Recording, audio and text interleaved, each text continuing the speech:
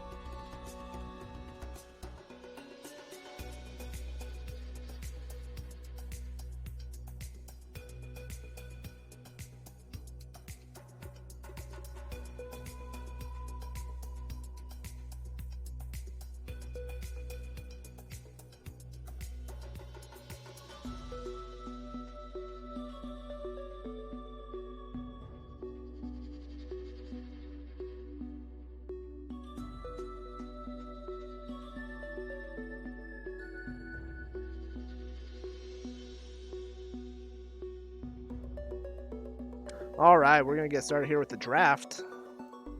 We'll bring it on over here. All right, so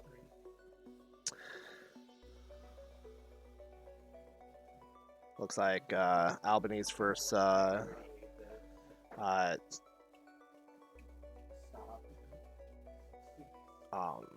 their first ban is on Anivia.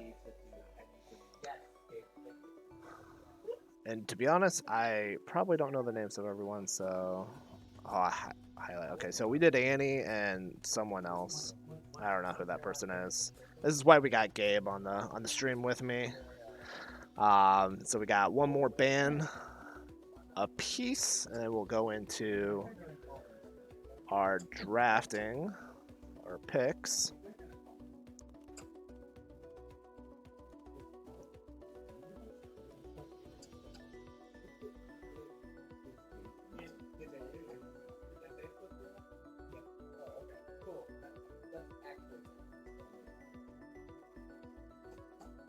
All right, Seraphine is Albany's first pick.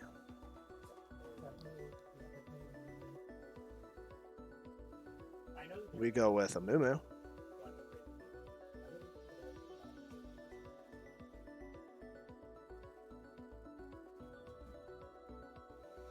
Just a reminder, too, that we are on a 5-minute delay. We will be on technically on a 2-minute delay right now. We will be on a 5-minute delay come the actual play time, because when we spectate, it'll be on a 3-minute delay. They have Tristana, and we went with Oriana. And it is now University of Albany's pick for their third. And they'll have a pick, we'll have a pick, and then we'll go back into some bands. They go with Morgana. Let's see what we go here for our third pick.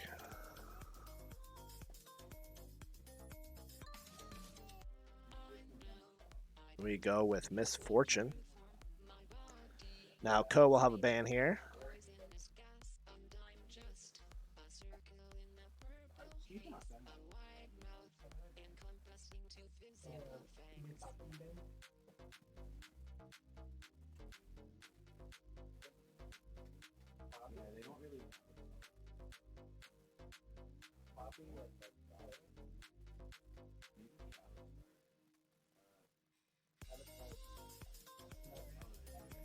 All right. We banned Poppy. They banned Leona. We banned Nautilus. They'll have their last ban. We'll go Set. Is ban there. Now we'll go into Co's pick.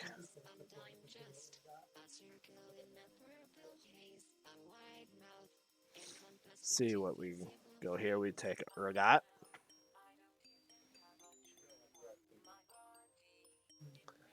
University of Albany will have the next 2 picks, and then Co will get the last pick here. They go with Relia.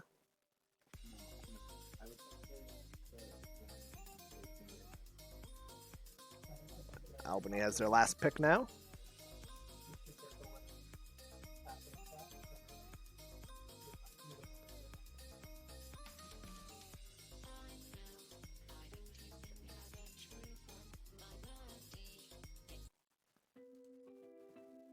All right, they go with Trundle, and then Co's last pick here, and will be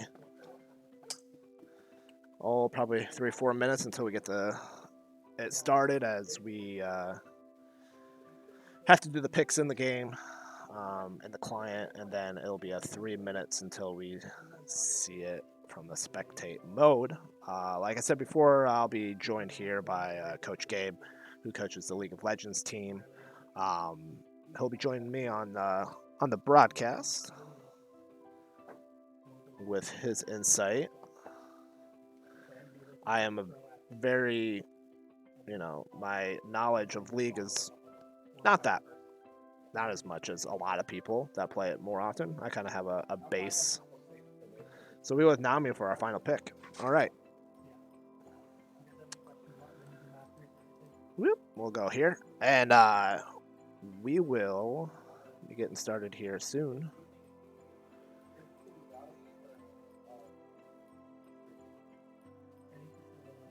So again, this is our first week of league play. We're in the pink division, which is average is silver and gold, basically, teams. We're going against a team that has someone that is unranked, gold 3, gold 4, unranked, silver 2. In our team, we have silver 3, bronze 2, and then it switched. So I couldn't see the rest of them. Gold and silver for the rest of our team. So we are going into the actual client here. We can, I can show you the left screen here. So we're going into the client ban and picks and all that stuff. We do it off the client just because it's a little bit easier, and then we'll do it in here. And then after the picks are done, we'll be on about a 3-minute delay till we see the game. So overall, we'll be at a 5-minute delay once we actually get started here.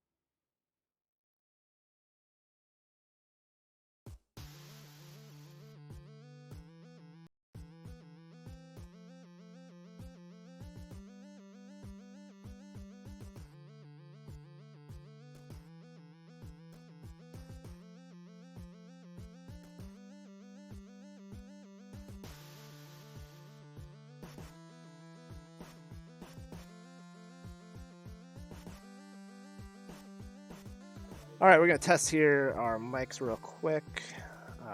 Gabe, go ahead and talk into your mic. All right, that's all right. We gotta probably properties it.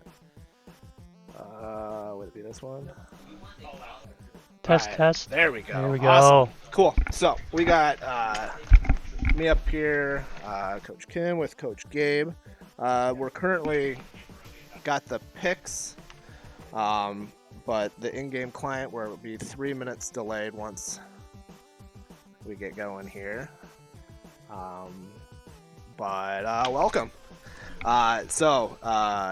Again, Coach Kim, Coach Gabe. This is our first week of ECAC play. We are in the, like I said, the pink division, which is averages Gold and 4. silver, right? Gold 4. We are playing against a team that has a couple players unranked, which is interesting. So we'll see how that plays into effect. But what is kind of our goal with the lineup that we have today? Yeah, so we're running an attack comp, so a 5v5 comp, team fighting comp. A lot of people call it a wombo comp. It's about stacking ultimates together. So we've got the Amumu ultimate, which is a big AoE crowd control ability. It's supposed to get in there, lock everybody down. Then we drop the Nami ultimate, big wave that's also going to CC and damage everybody, while Miss Fortune also drops hers over top. Bullet time, tons of damage. Awesome. Yeah. So I'm actually happy to see Miss Fortune being played here because when I play, I am a Miss Fortune one trick, and the trick is not that great. But let's see here. We got about 2 minutes here until we are able to start spectating. In this first week in our first match, what is something that you're looking for in our team? I'm looking for some aggression out there. So in a lot of the scrims we've been playing in teams of a comparable level, we'll get ahead, but we just won't translate that lead ever. And even a couple times we'll let the other team that we're playing come back. So we're just not pushing the lead like we should be when we're actually getting the leads. Awesome. All right, so just to kind of get caught up here, Zero Dark Panda, thanks for the subscription, the Prime sub. You're welcome. Is that you? Yeah. Awesome. Thanks, Coach Gabe, for that. Hedgehog, thanks for the 100 bits cheer. And like I said, this is our first stream being an affiliate, so we appreciate all the subs. I can't even sub to our channel yet. I still have 12 days on my Prime sub. So, again, if you want, you can. If you have Amazon Prime, you can connect your Amazon Prime to your Twitch. Just go to twitchprime.com. You can connect those, and you get a free sub every month. Just a reminder that it doesn't auto renew, so you need to do it each time. But we're gonna be getting started here in about 45 seconds. Hopefully, the client works well with us today. I know in our one of our last streams, it kind of cut out like 3/4 of the way, so hopefully it does well here. And again, you might hear some of the players in the background. They are 3 minutes ahead of us, so they may give away some of the exciting parts, but that's all right. I do want to take a second just to talk about the other team here. They are running Yeah. an Aurelia. Anytime you see an Aurelia in the comp, always something to watch out for. She really doesn't need many resources to kind of run over the game there. So the hope would be that we can shut her down early. As well, they have a lot of different things that they could be doing with their lanes. So Trundle can play top, can play jungle, can even play support sometimes. Morgana can play mid lane support and jungle. Aurelia plays top and middle. Tristana can play middle. Seraphine can play middle and support. So they're really running a well flexed comp. It wasn't clear what they were going to do in Champion Select, so we'll have to see. Awesome. And then obviously for those that follow league probably know what we're doing, but I don't. What is our game plan for lanes for our characters? Yeah, so we're going to be running Urgot in the top lane, Amumu in the jungle, Orianna in the mid lane, and Misfortune and Nami in the bottom lane. Looks like they are going to be running with presumably Morgana and Tristana in the bottom lane. Trundle's definitely their jungler because he's running Smite, and then Wait, Aurelia. who's going to be in their bottom lane? Doesn't At Seraphine usually go bottom lane? Seraphine can go either mid lane or bottom lane, Oh, okay. so I'm thinking that it's going to be Tristana and Morgana. Seraphine would most likely be running Airy if she was in the support role.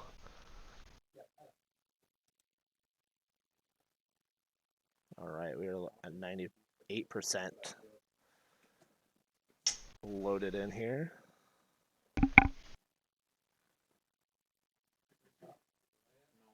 Soon. What I'm interested to watch too is that our Urgot has teleport and they don't have a teleport on their team.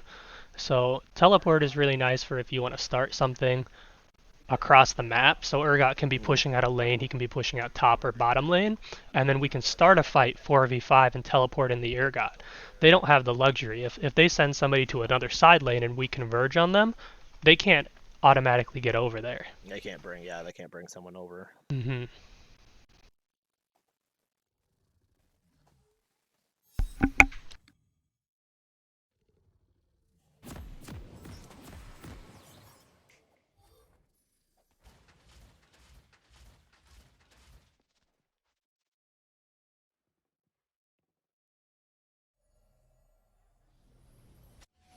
And we're in game. All right, here we go. For the most part, we're gonna have the direct-to-camera kind of do its thing. If Gabe thinks that it's doing a bad job, he'll transition it over to somewhere else. But beginning of the game is just about getting what is that called? I forget. It's the red and blue buff or something, right? For Yep. the junglers. Yep. So each jungler will most likely start on a buff camp. and then the buff will give them certain strengths as they clear the jungle. The blue buff gives you mana regen and cooldown reduction for your abilities. The red buff applies a slow on your auto attacks, as well it heals you when you're out of combat. Oh, nice. So that makes tearing through your jungle a lot easier. Um, looks like we got a brief pause here.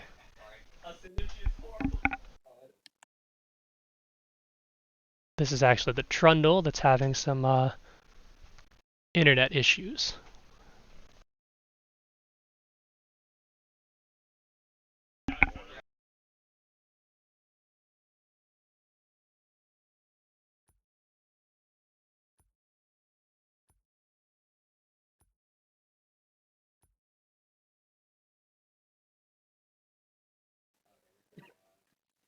All right, we're back into play.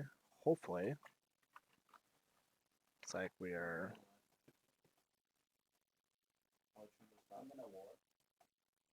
frozen for a bit. Hopefully, it works its way out. There we go.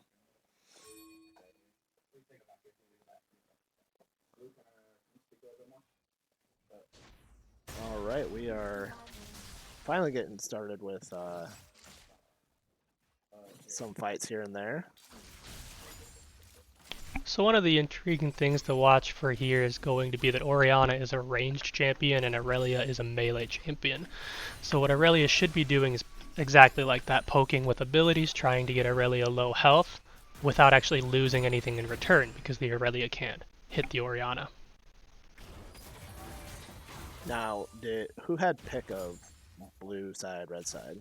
Yep, so University of Albany had the blue side, so they had the first pick, and we took the red side, which meant that we had the last pick. Okay. So we saved our counter pick for the support role, because the support role is really, along with jungle, the most versatile role. You can pick a mage, you can pick a true support, you can pick a tank, so we really wanted to keep our options open.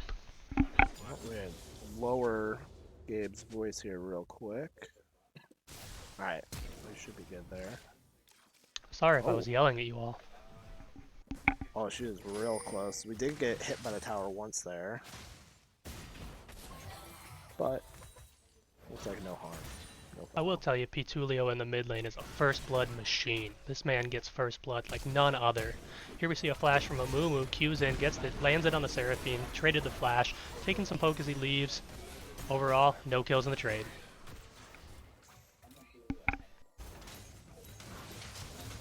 Now, getting kills, you know, on the enemy isn't everything, because if you can get them low enough and they have to go back, then that gives you that advantage, right? Yeah, so what I talk to the players a lot there we about, go. First blood by First Pitulio blood. here, almost gets minion blocked. Those minions, they'll get you. Sometimes it feels like they reach out and grab you. So yeah, like I was saying, I talk to the players a lot about trading. So if you can trade a flash for a flash, I think that that's worth it depending on the situation. If you can force them to back, then you can get minions for free, and then they're not there to farm out the minions. Killing a minion gives you gold, so anytime we can deny gold from the enemy team, they can't buy more items, we're going to be more powerful at the end of the day. See, that's the thing. I'm awful at last hitting, even though I play ADC, and that's like what you have to do. Yeah, you I'm should just probably try awful. jungle or support. Yeah, probably. I like it. I just like range. I don't like fighting up close. I'm not any good with that. It is usually easier to learn on ranged champions than melee champions. Here we see Urgot getting low pretty quick, running out of mana, trying to kite back, burns the flash, Trundle flashes on top. Will we get a kill? Auto canceled, and we got one. So, University of Albany with their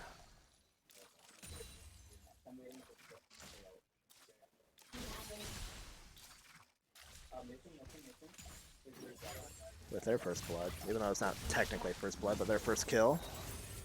Good stun by Aurelia to disengage. So the 4 little dots underneath Aurelia's mana bar there are her passive stacks, and when she gets 4 stacks on that, she's going to look to just fight.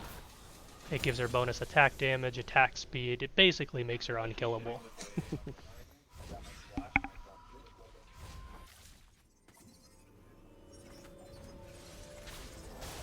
Oh, nice hit. There's Aurelia backing in the middle of the lane. Good punish from the Orianna. The thing about watching Orianna is that watching the model is good, but also watching wherever the ball is always really important too. Trundle comes out of the jungle, does a lot of damage, gets pressed the attack off, but ultimately no kill.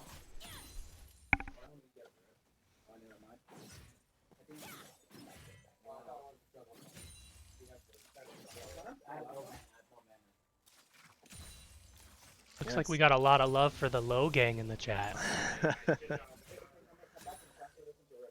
Granted, we're 3 minutes behind, but I can hear our team kind of talking, so I'm always like, oh, what exactly is happening? But we won't know for 3 minutes on our end. No, we won't. And here comes a Mumu shadowing, just answering the Trundle. Trundle's putting a lot of pressure on this mid lane. So really, a Mumu's just trying to get that Trundle out of that lane by saying you can't fight the Orianna when I'm here.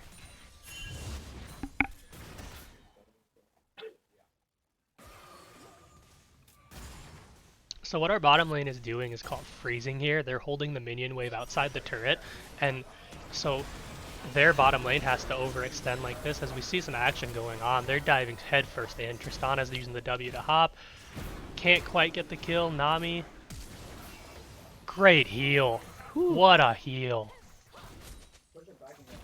But so what we're doing is we're making it so that every time they walk up, as the misfortune gets very low, Amumu takes the duel, hits the Q. Aftershocks proc, he's very tanky. Will he be out? Great Q hits the blast cone. Excellent recovery. Excellent play. Couple close ones there. Close ones indeed, but really well played by the co-side. Anyways, like I've been trying to say for a little bit, if we'd have a break in the action, is the Tristana and the Seraphine from University of Albany on the blue side have to push really far up just to get a minion, which leaves them susceptible to ganks. What we're doing is manipulating the wave so that it stays outside our turret and they have to overextend if they want to farm. They're left with a choice, either get the farm and overextend or play safe and fall behind. You can see that Misfortune is actually up 51 to 30 in CS right now, and at almost 8 minutes, that's pretty far. Nice. University of Albany answers back well with the dragon here.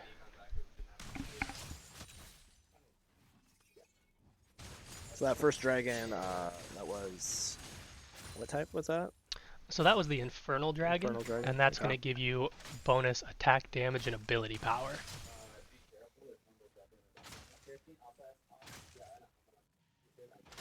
Now, I didn't quite see, oh, there we go. Here we see a good Q from the Amumu. Urgot ult goes wide, Amumu's flashing in, really wants to kill. Sorry, that was Morgana's flash. Doesn't quite get it there. Doesn't quite get it, but really to trade the Urgot ult for the flash I think is worth it. The Morgana flash is a 5-minute cooldown, and if we check the Urgot, it's a 100-second cooldown. Okay. So really, I think that trading those two things 1 for 1 is pretty worth it. As we see the Amumu here, tracked down by the Trundle. Trundle ults, Amumu Qs back in. It's a 2v1, but is Trundle going to be able to burst him down? Good E by the Urgot. Good Q layered CC.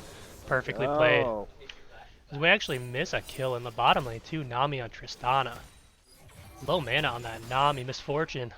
Just a little bit overstayed. Answers back. Looks like we are going for the Rift Herald, right? Yeah, we answer back with the Rift Herald. So I try to teach the players cross map. So if they take a dragon, we take the Rift Herald or a turret top side. Exactly. We try to answer on the other side of the map if we draw a line down the mid lanes. Here we see the Aurelia E missing. Ultimate from the Orianna, autoing her down. Can she get the kill? Flash Q. There we go. There's a kill. I'm going to flip us over to the gold graph here, and we're going to take a look. So the first number here is how much gold they have in their inventory right now.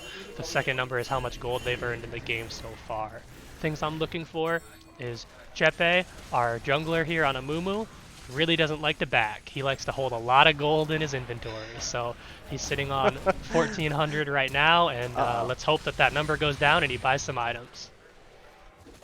We see a good answer by the Trundle. Yeah.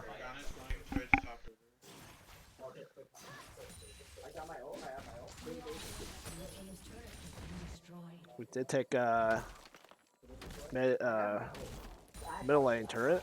We take the mid turret, and taking the first turret of the game gives you a bonus to your entire team too. Nice. So really, we're just adding to the gold lead that we've already got. We've got a just under 3,000 gold lead, it looks like. Granted, we only got one more kill than Albany, but because of the way we've taken that first turret and some of the other things has given us more gold, I'm assuming. Exactly, yes. We've taken first kill, we took first turret. As well, if you look at we call it CS for creep score, that's the minion advantage here, the minion kills. We've got 53 to 19 in the top lane, so we're winning that one pretty handedly. We're outslaying them on all of them. In actually. just about every lane. Mid lane's about even. Support CS is a little bit different. That one doesn't mean as much as, well, Nami's going to get credit because she's got the support item that helps you kill the minions that way. But overall, we're really winning the CS war here early.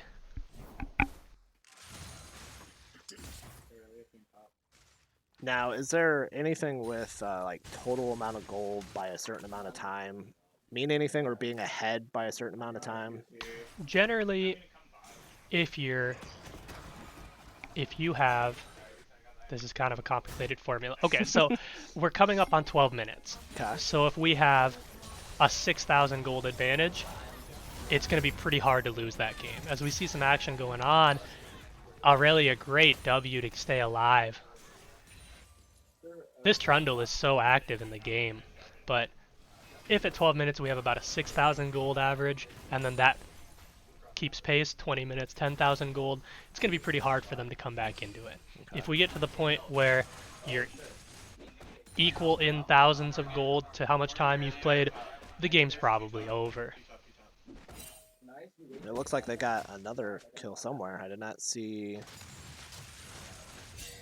Looks like that's going to be the Orianna kill.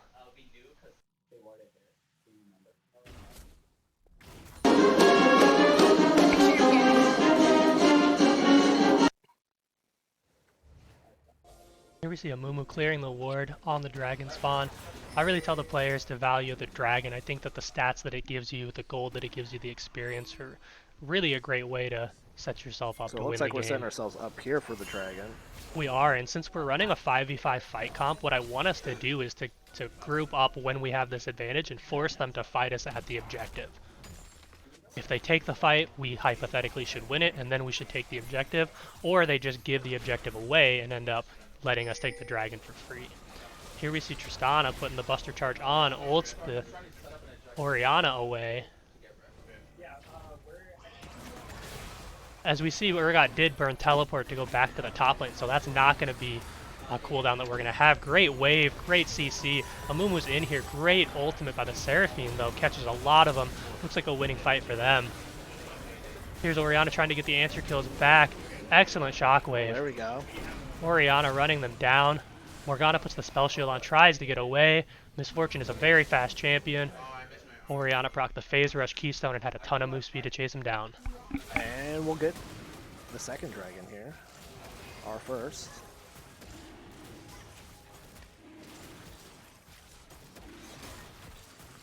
And this dragon will give us... What will this help us with? So the Ocean Dragon gives you bonus health regeneration. Okay. And now we see the third unique dragon spawn, which is the Mountain Dragon. So this is going to be the last elemental dragon that's going to spawn on the map. Once a team captures the Elemental Soul, which is the fourth dragon that team takes, we'll see Elder Dragon spawns. And that's when things get really interesting. Ooh. There goes our top laner. That Urgot ult just went a little wide. Aurelia burned her ult, and really it was pretty easy cleanup from there.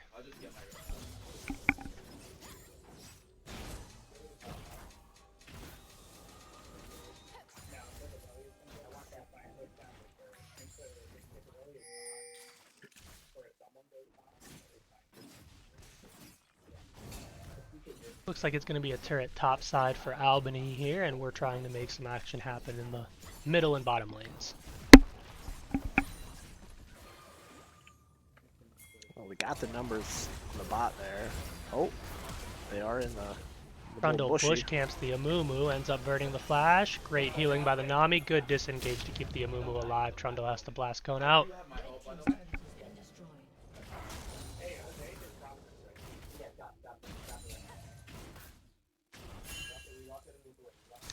Really, this Trundle is just doing an excellent job here. Rock the World is doing a great job of always being everywhere, it feels like.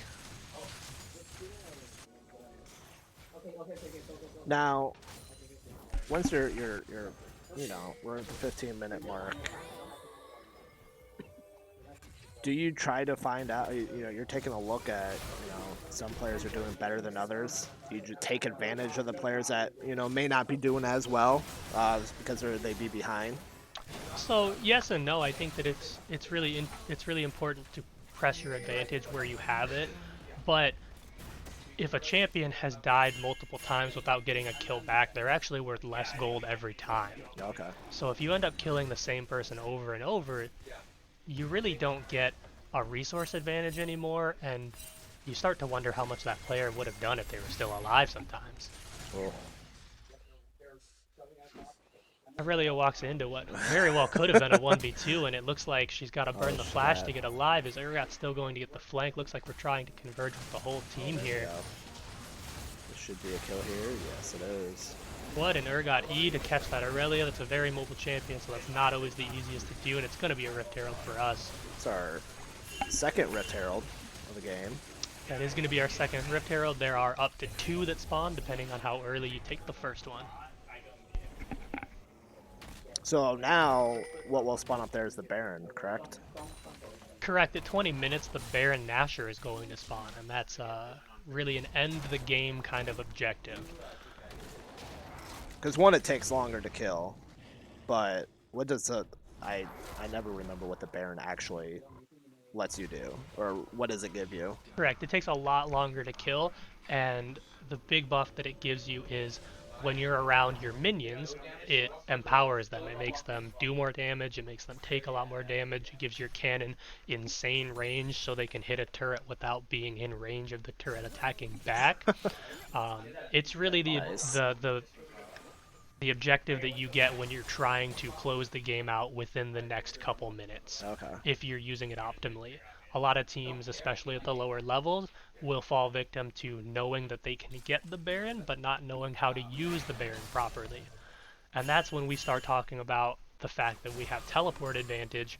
The Urgot can pressure a lane away from the team and then teleport into other lanes to pressure those as well, to really burst down the turrets and inhibitors with the Baron buff. Get the Baron buff on multiple parts of the map at once. Looks like we're taking a team... I don't know if Albany... They don't really want to go into this. I don't think they do, and they drafted a lot of champions whose primary method of engage is walking at the enemy. Aurelia, Trundle are down really. Turret. We're really pressing the advantage here. Well, like I talked about in the pregame lobby, great ultimate. Here's the wombo combo. We see 2 ultimates winding up on top of each other, and Mumu's looking to get his off as well. That was a great misfortune ult there. That was a great misfortune ult, partnered with a great Orianna ult. Here we're really pushing down that mid lane. Nice and aggressive, just like we talked about wanting to see. Morgana's walking in, trying to make the hero play 1v4, ends up getting bursted down. Now, drop over the wall and get out. Pretty much all you could do, but they did the best, is the Rift Herald could probably get hits on 2 different turrets if you keep it healthy. Yeah, it's going to be really difficult to get 3 charges of the Rift Herald. 2 is what you're striving for at most times. Now, we are sitting real good gold-wise. Up almost Doing math is hard, right? Yeah, 9,000 or so. Somewhere in that neighborhood. Somewhere in that neighborhood. Yeah, really it's going to be hard for University of Albany to come back from a lead like this. Definitely not impossible by any stretch of the imagination, but we're doing a good job of transitioning ourselves from the middle, because they've only got 1 turret, right? We can actually take a look right up at the top. Yeah, yep, they only have 1 to our 6. Well, that's a That's a lot there. Okay, looks like we're gonna take dragon fight here. Coming into another dragon fight here. Again, this is the team doing well. This is what I want them to do. Urgot is off, can teleport in if they need to. Looks like they're just going to try to do a miracle steal over the wall. Orianna, lots of poke. Trundle flashes into the steal, and looks like it's going to be a dead Trundle. Now, if you were, you know, coaching Albany there, would you just, you know, rather the Trundle just be like, nah, you're probably not gonna get it, or do you take that chance since you're down so much already? No, I think that you need to go do something else at that point. You need to look at the team fight and you need to say, what happens if I go in and stare an Amumu ultimate, an Orianna ultimate, a Nami ultimate right in the face? It's really not looking good for you. Do you trade that one dragon back? I really don't think you're even in that desperation of a mode. I think that you go pressure another lane and make us lose something in exchange for that dragon. As we see a fight here, looks like Tristana's hopping into Urgot. Urgot with the amazing ultimate flash away by the Morgana. What a way to turn a 2v1. And then we take bot turret here. Cupid X with a great play in the top lane while the team pushes in the bottom lane. I'm not sure this is going to be enough minions to get this. Orianna doing a great job zoning off Rock the Worlds on the Trundle. No, not quite. Not quite enough minions. Those caster minions really don't have the durability that the melees or the cannons do.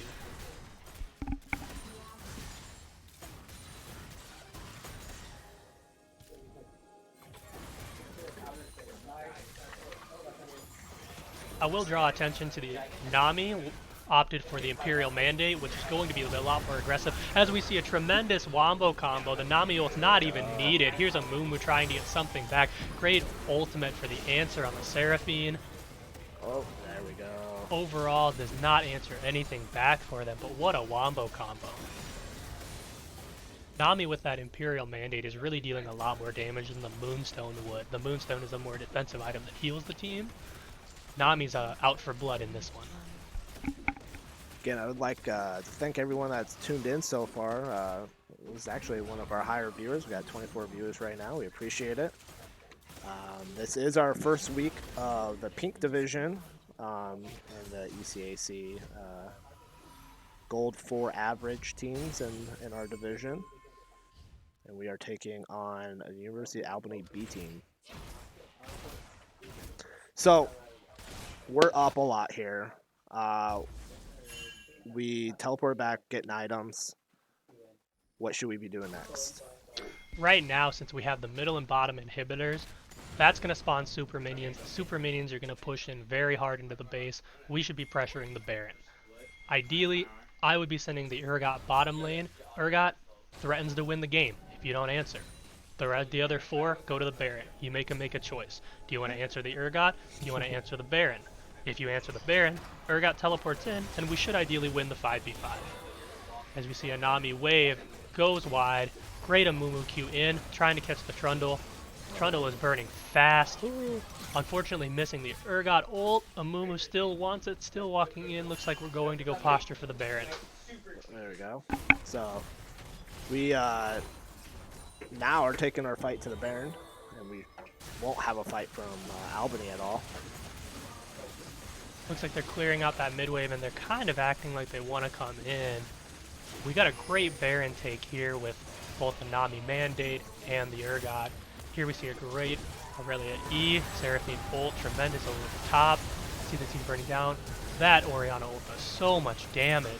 Tristana hopping in, but is it going to be enough? That Urgot is big. It's just tanky. Nami keeping everybody alive. Now, what do you do in this situation? Do we just kind of just not worry about the Baron? We only have two. I probably can't take the Baron from just the two, can we? We probably can't. Death timers are really too short at this point, but look at the base of University of Albany here. It's just in shambles. Urgot's walking in like, what are you going to do to me? I'm a giant crab man. I'm going to put my W on and knock this turret down real quick. I got so much health. Yeah, good luck. So much health, so beefy. Try to fight me. Bet you can't. Well, guess I'm going to lose that bet. Yeah, I mean, 1v4-ish, 1v3. 1v3, but we've seen the air got turned a 1v2 before. That's true.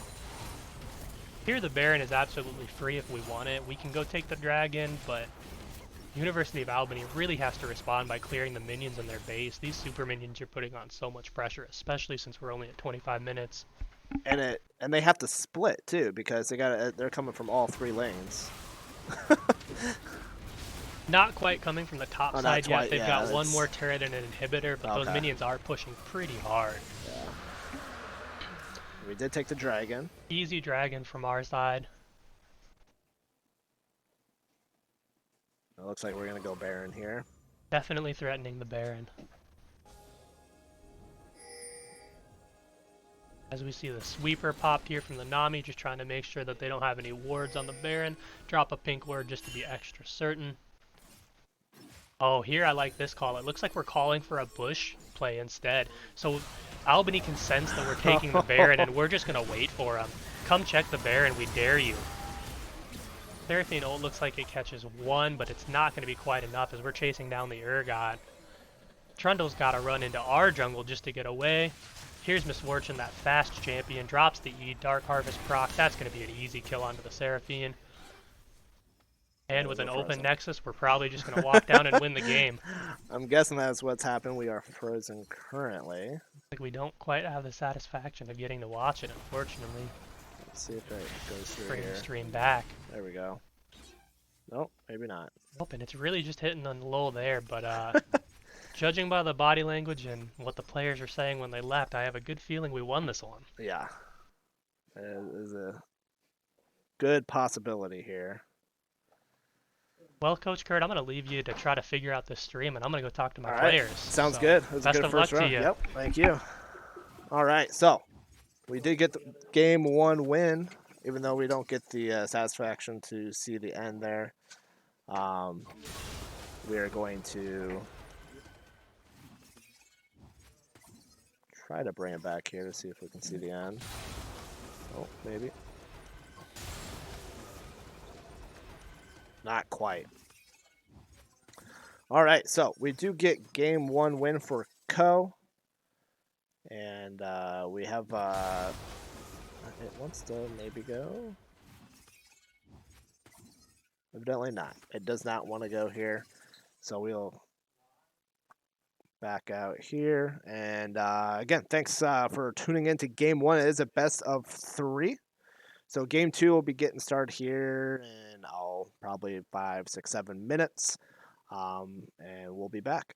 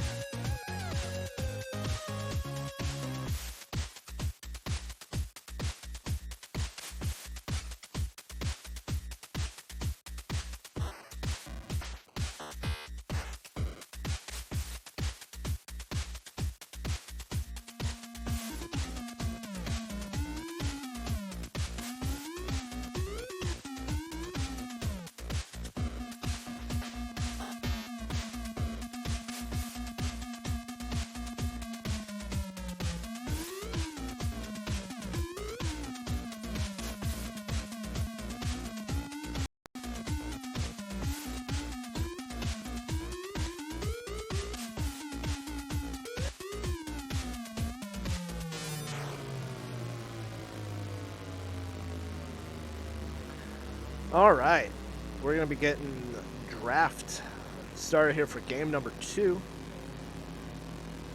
What is this music that we're listening to?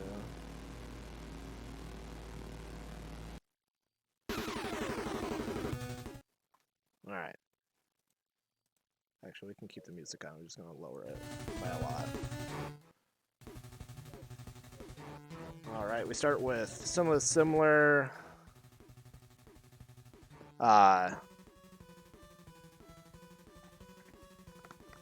bands here.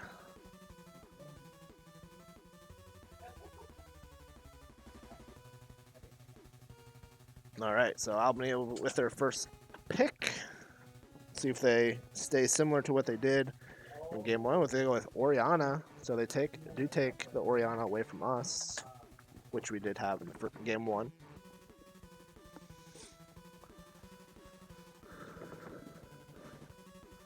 And then we will get the next 2 picks, I believe. So we'll see what we go from here. We'll go with the Amumu pick. If they don't ban Amumu, obviously we're going to go Amumu. We love Amumu. And a Tristana.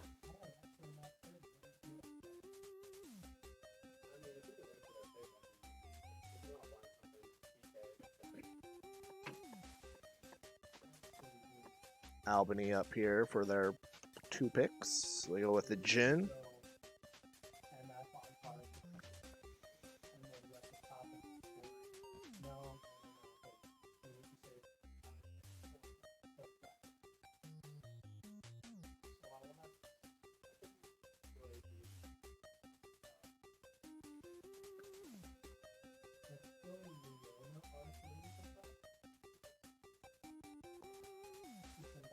And we're still waiting for their second pick.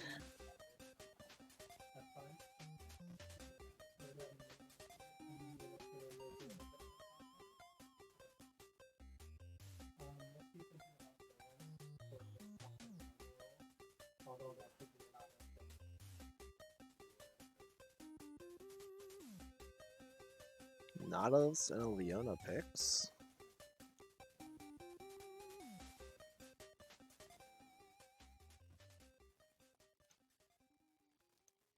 Oh. I probably have to exit the game.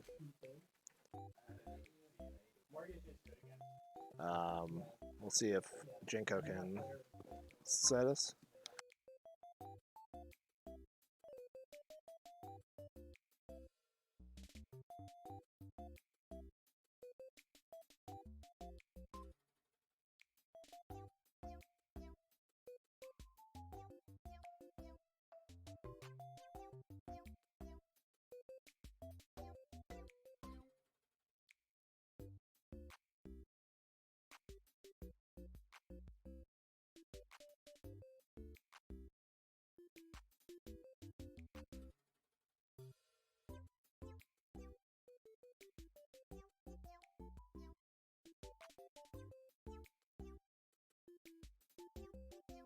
There we go, we're in spectating now.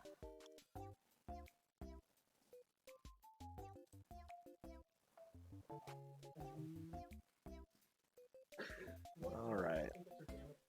There we go. Alright, so we got our final picks here.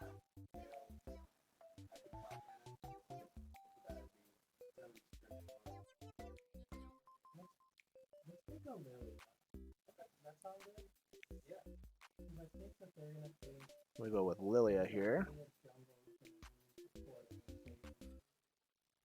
Now, they played a Nautilus in jungle before, one of their players, so it'll be interesting if they are deciding to do that.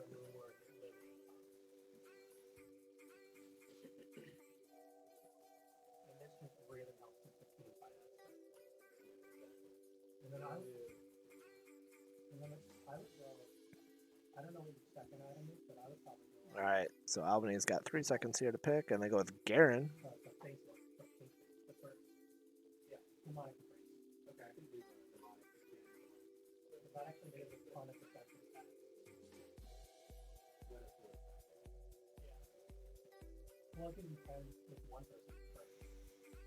All right, so Albany has their last pick here, and then we'll get Co's last pick.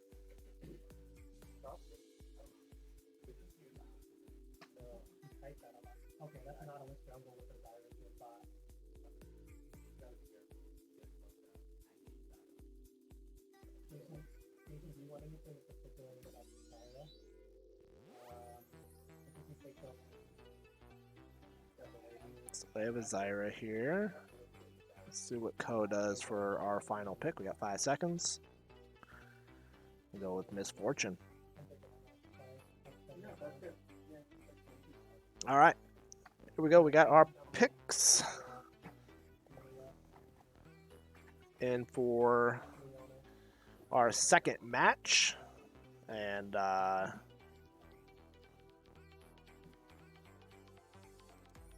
we'll get started here in a few minutes.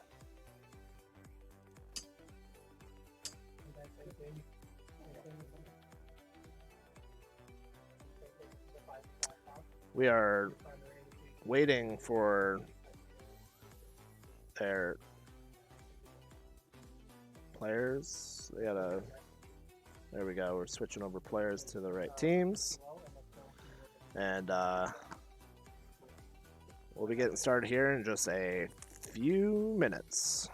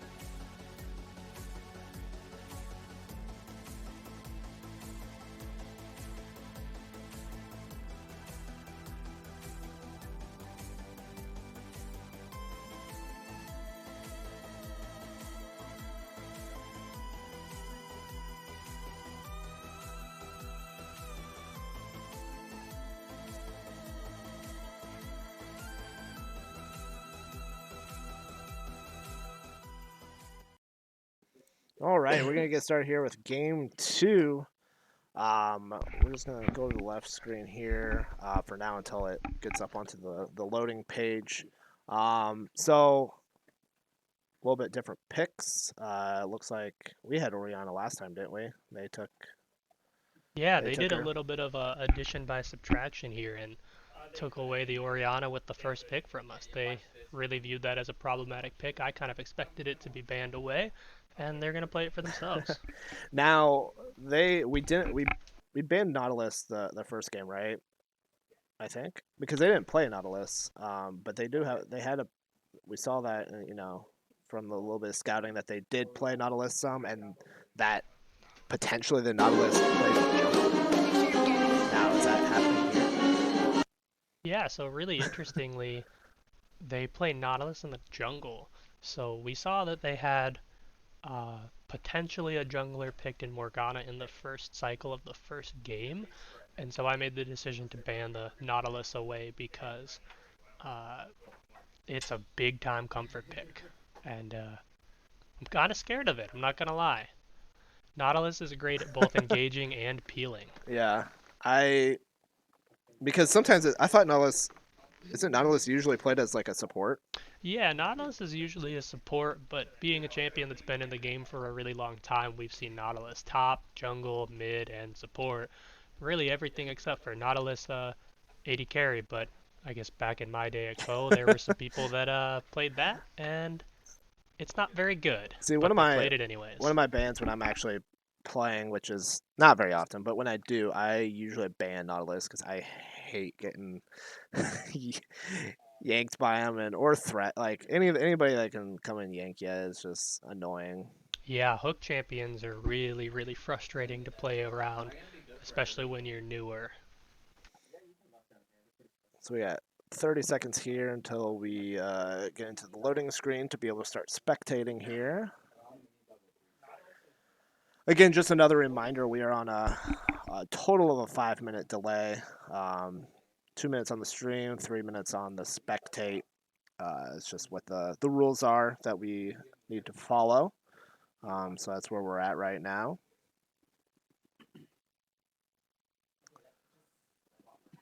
And should be booting up here to spectate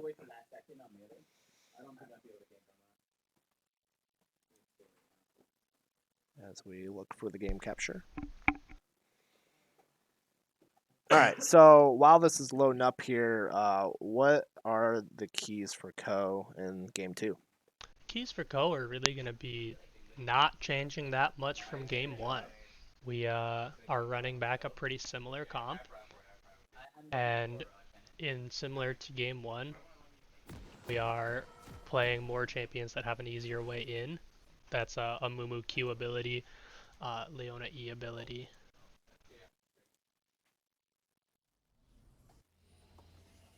And so we're just going to keep looking to group up and team fight over objectives and hope that we just can come out ahead in the fights and that our CSing, farming up the gold is going to pay us off.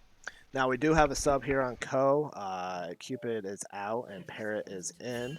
That is the one substitution. It is the same 5 for University of Albany. As well, we've moved Janko, who was our AD carry, our bot laner last game, to the top lane. That's his primary role on the team, and Parrot is taking over as AD carry.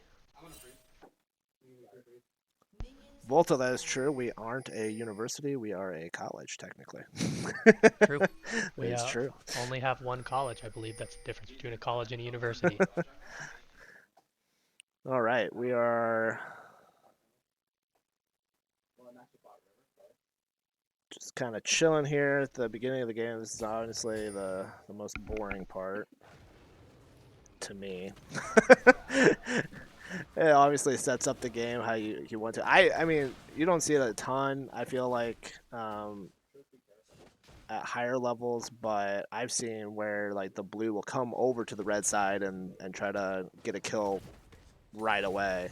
I don't know how how common that is. Probably not if you know how to, defend it. But it's happened to me a lot of times.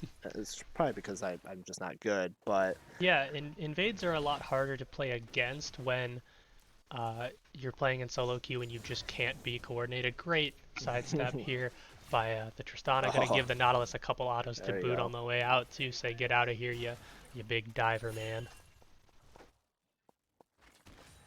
Yeah, the invades are really more about the champions that you have at level 1 because not every champion has a great CC ability at level 1, not every champion has mobility at level 1. So Blitzcrank is known to be an invading champion. Nautilus can be an invading champion as well, so can Ooh, Leona. As we great hits see there. Pitulio going in here on the Tristana ends up burning the flash from the Orianna by just getting down the Hail of Blades autos on top of that stacked E-bomb. Now, if we're looking at a longer game, Tristana just has so much range. Oh, first blood. There's a There first we blood again. go. Like I said, Pitulio, the first blood machine. Now, I obviously we're nowhere near the pros level, but Tristana's used at the pro level as well, and I've seen in a couple of games where the Tristana just like goes off like 1v4 type style, and it's nuts. Is that usually later game? Does Tristana like level better later?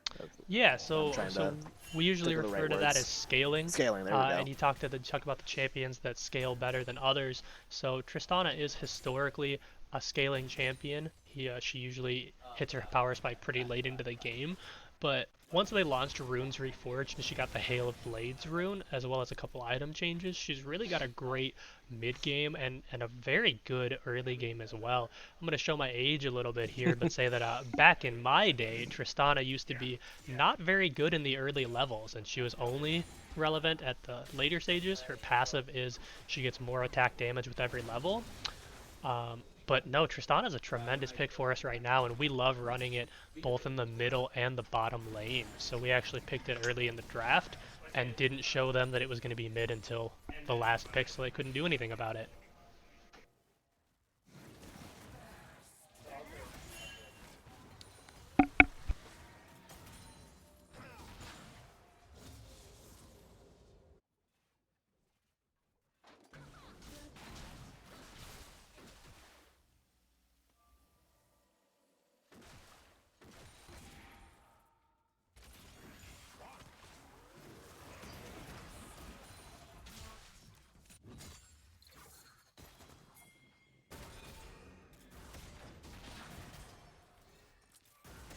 Here we see a great freeze by the bottom lane again. So again, this is what we did in game 1. We tried to keep the minion wave at our turret so that they have to keep walking up in order to get minions.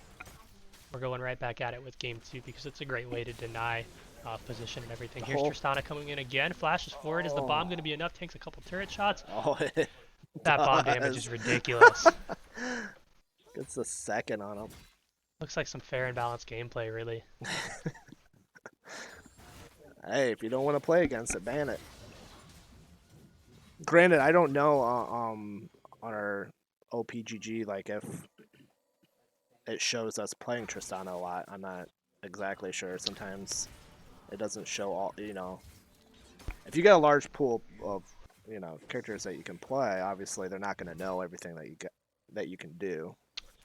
Yeah, the Pitulio doesn't have that many Tristana games on his match history. Parrot's problem is he just has a lot of games. So when you have a lot of games, you have a lot of champions, and it's hard to know what you like to play versus what you're just playing some games on. True, true.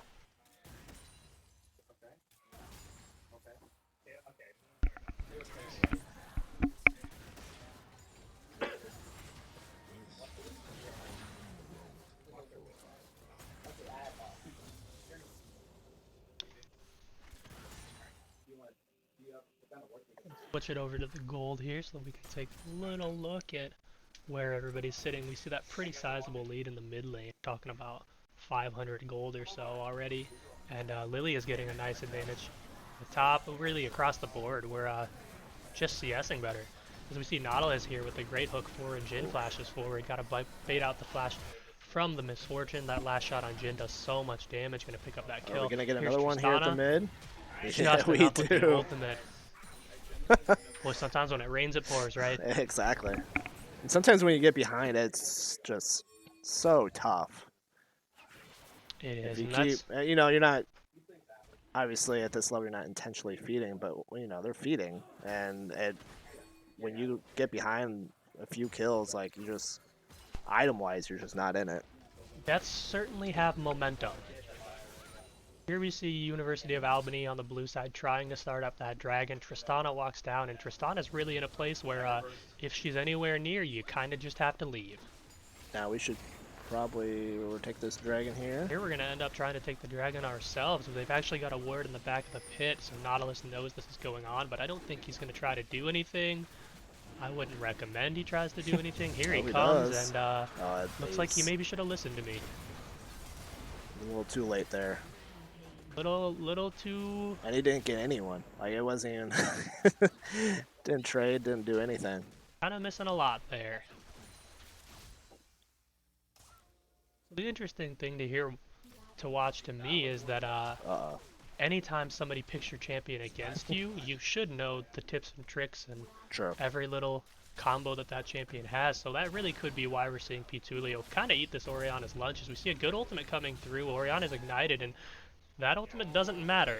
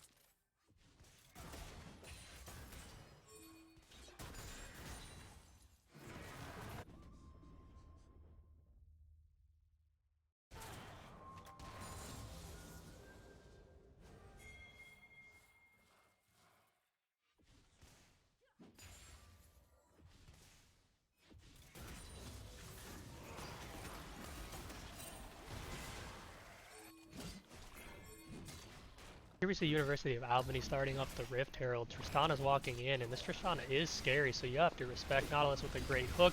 Tristana jumps to the backside, great Amumu ult, picks up the 2. Orianna shielding, Amumu is getting low. Can Tristana clean up the kill? Here comes Lilia to the rescue. Amumu Q. Will his sacrifice be in vain? Sleep coming through. Oh, we get one.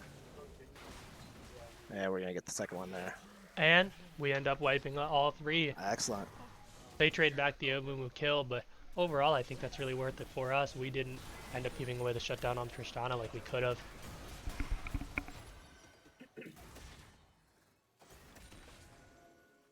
Already a 3K gold lead. 10 minutes in. Dr. Kirby, we ended up winning game 1. Yep, this is game 2. We will get hopefully some overlays here soon to help you out there. Co is the red side here, and University of Albany B team is on the blue side. Lots of damage coming in through both sides. The Zyra ult really held us up there, did a ton of damage. They ended up getting a kill back on the Misfortune, but we killed the Jin.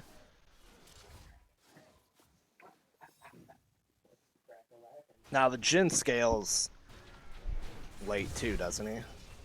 Like, scales well late. In my opinion, I don't think Jin scales the best. He ends up dealing a lot of damage, but he has a terrible time killing tanks. So it's going to be really hard for Jin to kill Garen and Nautilus.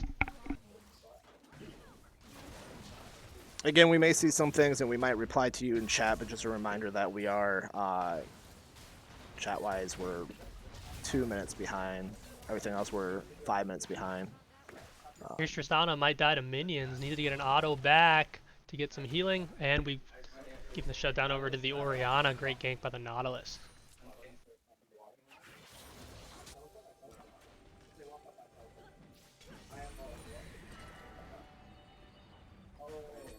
Looks like Nautilus has ended up dropping the Rift Herald, trying to get some plates, 320 gold. That's a little bit more than a kill back just on the turret plates.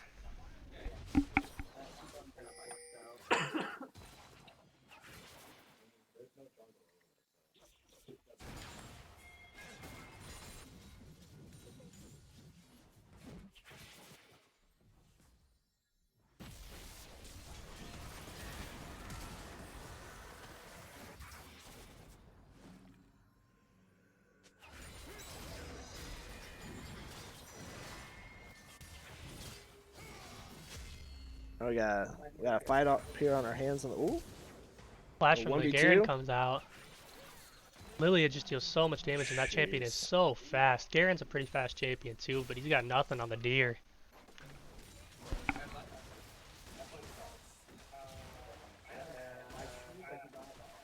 Tristana just owning the mid lane here.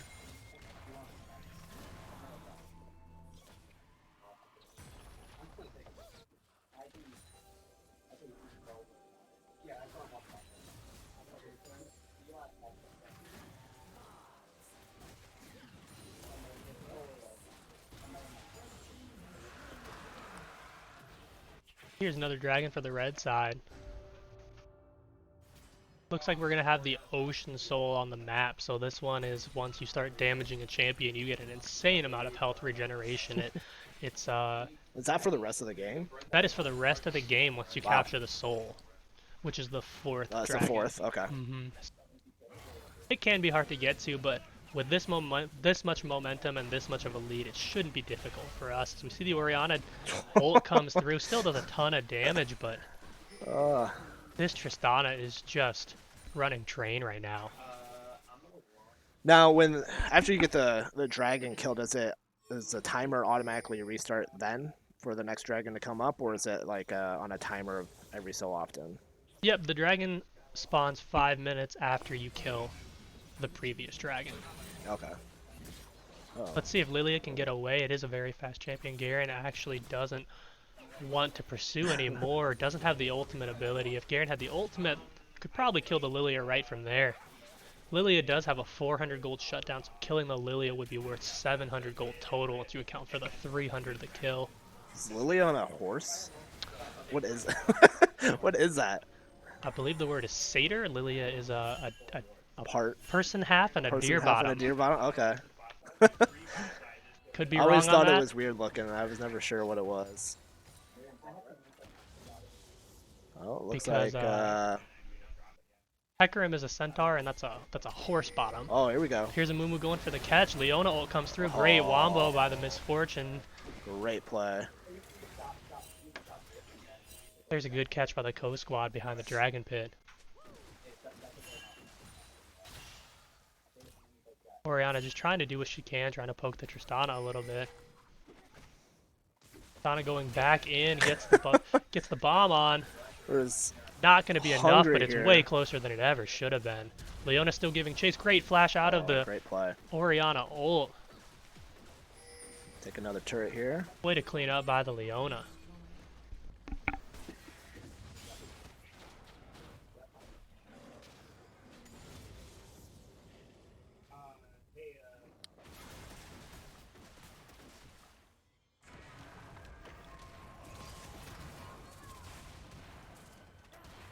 Here comes Jin, just trying to do what he can with the ultimate. I think he got one hit. That was it. One of ours.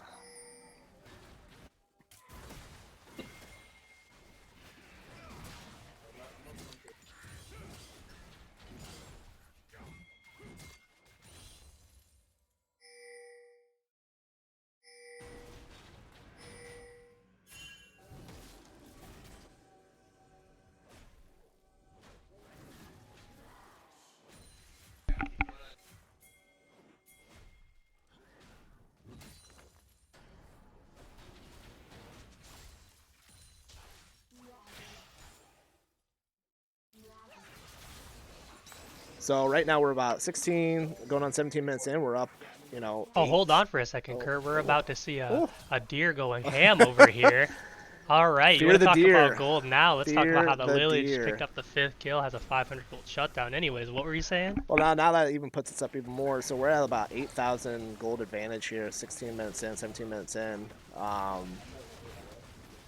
Again, I don't know what exactly that means. That's got to mean something. What is your takeaway from that? It means that We're just slang. we're gonna need to throw pretty hard if University of Albany is gonna have a way back into this. Which I'm not saying we're not going to do. You know, we play at the amateur level. We play around Gold 4 Elo average, but we're doing everything that we can in this early game to keep the ball rolling and keep trying to scale to the late game. We have some champions that scale exceptionally well in the Lilia and the Tristana, and we just need to march it down and keep the foot on the gas. Now it seems like we're we're much more aggressive this game than last game. Do we? Is it just who we have for picks that just makes us more aggressive, or are we just playing really well? It's probably a combination of both, but Honestly, I think that it just has to do with the way that game one went. I think Lilia is just too fast to get caught in that Oriana ult. Garen ults a little bit early, not able to get that kill. But I think that since we did so well in game one, we're really just fired up and ready to come out here and play another aggressive game. now next dragon is up. It's gonna be our third dragon. This is going to be our third dragon, and it looks like Albany is not even trying to contest it. So this makes us one away from capturing the dragon's soul. A lot of people will call that soul point. It means that if we get the next one, then we get the big healing regeneration buff. Lilia kind of playing a dangerous game here, ends up dodging. Jhin is going to ult. Can he catch it? Lilia flashes, doesn't know where it is, but here's Nautilus with the ultimate. Burns a lot, but that shutdown is worth a lot. That's the one thing I always found interesting about Jhin, and as a great pick is like you can use his ult and he can like shoot through the walls to you. Like it's just an interesting because not everyone can do that. But no, Jin's got great ranges. We see a Misfortune ult over here coming over top. Fantastic damage by the Misfortune. Misfortune is coming online, starting to do a lot of damage. Looks like Parrot opted for the press the attack plus Kraken Slayer build. That's going to be way better at killing tanks than Misfortune would if you were to go for the Dark Harvest and Lethality build. But overall, I think that Jhin is probably one of the best designed champions in the game. He's got a really cool, unique kit. He plays unlike any other champion because his auto attacks actually have charges. You have to shoot 4 of them and then you reload. Unlike any other champion, they said that they wanted to make a sniper champion, but they already had Caitlyn, so they didn't want to make a second Caitlyn. Okay.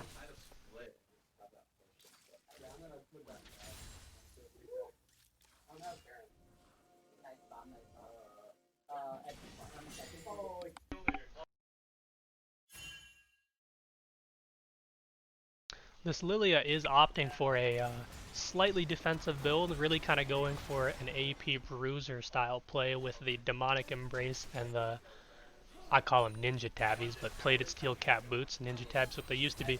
Here we see the Leona ult dropped, EQ combo, blown up. Amumu ends up catching here, and Jin's going to go down too. Now that reach that Amumu has, is that his ult to reach out, or is that just an ability? That is his Q ability, and it is on a very short cooldown, and now he gets 2 charges. That's a pretty recent buff that they gave him, where he used to only have 1 and it would go on cooldown, but now he has 2 charges, so he can throw one, and then about 4 or 5 seconds later he can throw another. It was a great challenge to really make the champion more competitive in the higher level of play. He was just not being used. He was just not being used because once you dodge that Q, he'd just have to walk away and go be a sad mummy somewhere else. Ko is stealing away the blue buff, so whenever you're this far ahead and you have that forward position, you want to take their jungle camp, especially the buffs, and set everybody on the other squad behind. Oh, they're taking Baron. We are onto the Baron. We have a lot of damage coming out of this Misfortune, and we actually have 2 AD carries in there. So the way you teach our team is we take this Baron, that means, is the Jhin gonna try to... They try to. Jin's gonna try to take it, but at the end of the day, Smite does a lot more damage than any Jhin ultimate does. As Lilia burns the ultimate to try to stay alive, but at the end of the day, a 2v1 is a 2v1. We are going to have a talk with our players in VOD review because they both got attacked by the Baron tendrils, and I told them not to do that. So they are going to get a talking to. Actually, 2 of them got hit, and they were our 2 damage dealers, and you can't do damage when you're knocked up.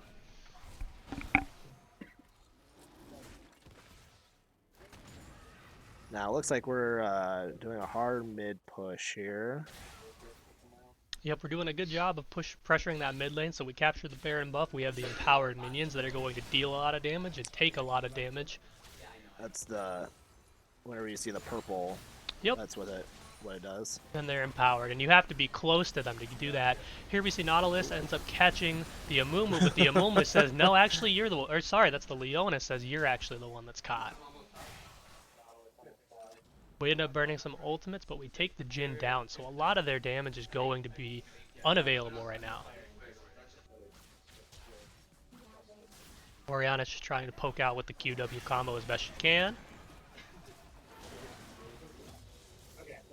Tristana ends up taking a turret shot or 2. And Tristana actually ended up killing the Orianna. I did not see that there was a bomb on her.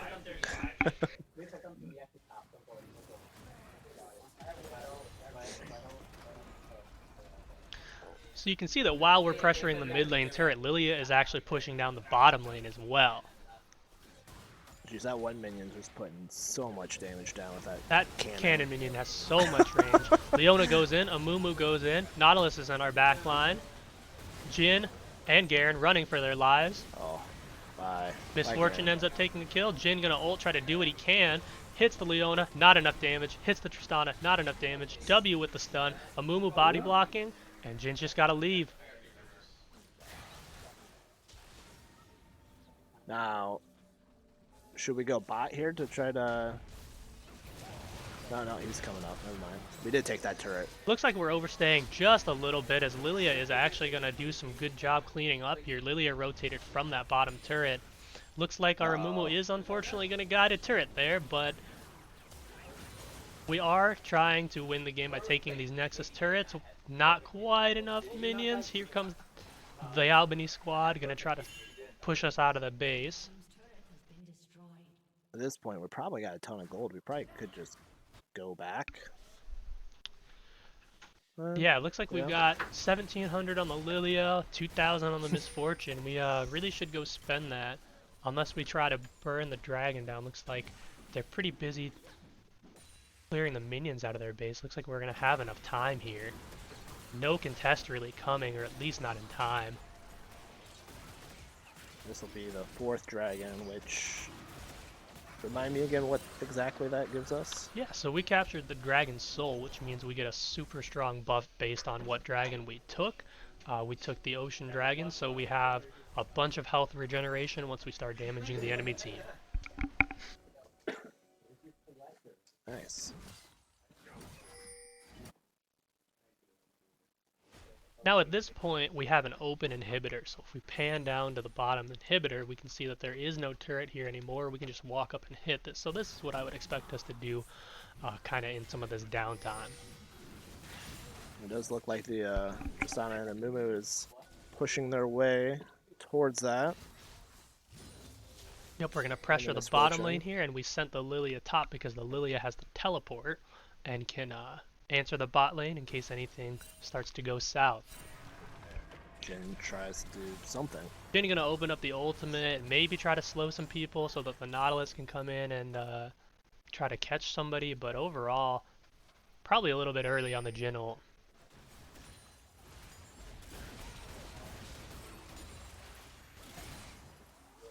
Really, we have a lot more wave clear than the other side too.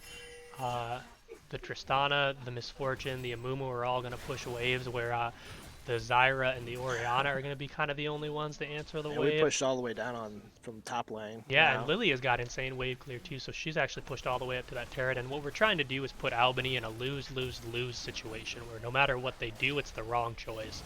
Nautilus engages on the Amumu, but Amumu ends up catching a 4-man ult.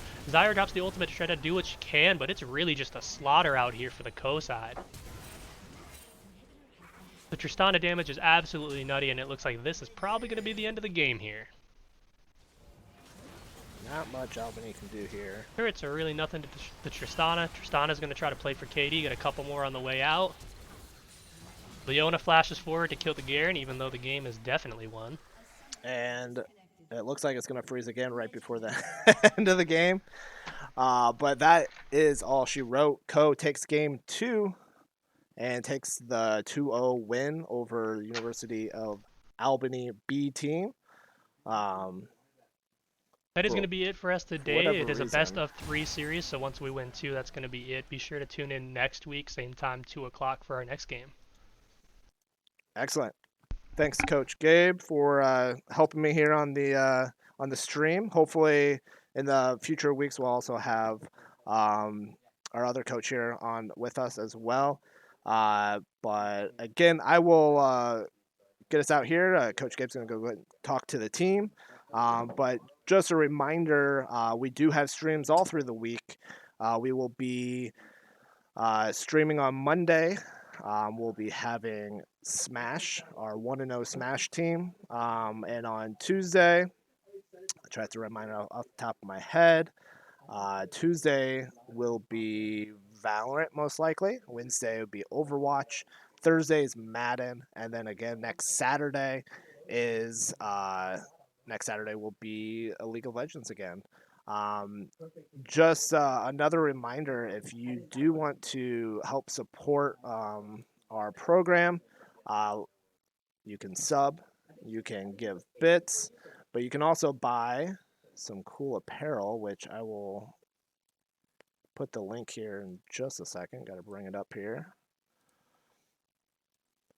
Don't have it off the top of my head here. Let me get it. And here it is. All right. So this gear actually right here, if you take a look, um, it'll be here uh, until Monday. Monday we'll be switching over to our black and gold fall fundraiser. And we'll have a different set of apparel. All of it will be black and gold, which is kind of cool. Um, this is probably one of the comfiest hoodies I own, and we'll have a black and gold version of it. And then these are a little bit more expensive shirts, but they don't fade whatsoever. They're higher tier. And then you have these t-shirts, a little less expensive. You have to be a little bit careful uh, when washing it inside out, maybe not through the dryer. These sweatshirts are also very comfy. Come in 3 different colors. We got sweatpants and shorts. We will have sweatpants and we'll have a stocking hat actually for um, the gold and black and gold fundraiser. So a portion of each of these sales does come to our program that we can use to upgrade our facility and use for possibly in-person tournaments and everything to like that. Um, Again, thank you for tuning in, and we'll hopefully see you tomorrow. Or not tomorrow,